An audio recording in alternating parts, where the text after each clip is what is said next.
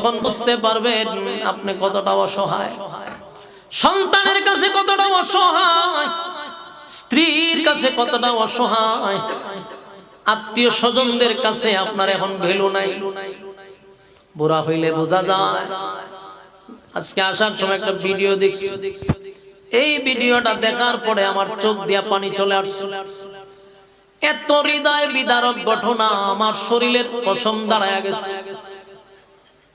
ভাইরা চিন্তা করেন মানুষ কতটা নিষ্ঠুর হতে পারে। নিউজ দেখছি, একজন বাবার দুইটা ছেলে আছে, চাকরি করে, ব্যবসা করে, চাকরিও করে, ব্যবসাও করে, বিয়া বাবা করাইছে, পড়ে বউয়ের ফান্দ ফইরা শ্বশুর বাড়িতে গিয়া জায়গা কিনা বাড়ি করছে। আরেকটা ছেলেরে বিয়া করাইছে শান্তির জন্য, হেটাও চলে গেছে।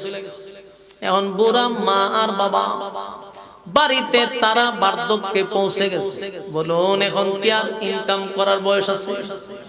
কাজ করতে পারে না, চলতে পারে না, এই অবস্থায় কোন রকম অবস্থায় আছে। হঠাৎ করে ওই মুরব্বীর স্ত্রী অসুস্থ হয়ে গেছে। অসুস্থ হওয়ার পরে ডাক্তারের দ্বারে নিছে। বড় ছেলে গেছে, ছোট ছেলেও গেছে। তো বিল আইছে 30,000 পর্যন্ত দিছে। নিউজে যা লেখছে 30 থেকে অথবা 35,000 টাকা দিছে। দিয়া সন্তানরা কয় বাপরে যাব্বা 35,000 টাকা পর্যন্ত দিছি, আর দিতে পারবো না। এখন আপনি আর আমার দ্বারা সম্ভব না, লন আমরা রোগী নিয়ে যাই বাড়িতে।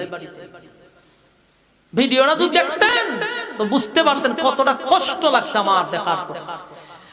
বাবা সাহেবের যে সন্তানদের প্রতি, এর তোর মা এখন অবস্থা ভয়াবহ। 30,000 টাকা আমরা বাড়িতে যাই।